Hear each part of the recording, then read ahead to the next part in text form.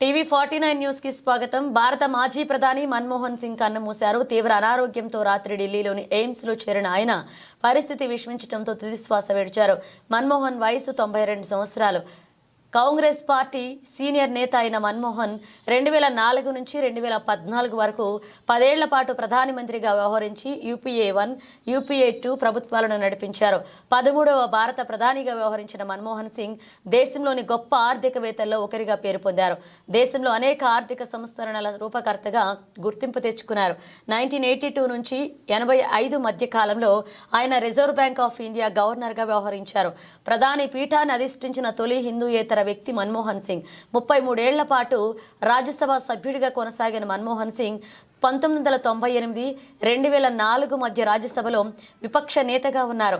1991, 96 మధ్య పివి నరసింహారావు హయాంలో ఆర్థిక మంత్రిగా పనిచేశారు.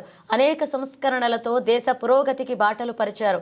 1993, 94లో ఉత్తమ ఆర్థిక మంత్రిగా ఇరోమణి అవార్డు అందుకున్నారు ఆయన.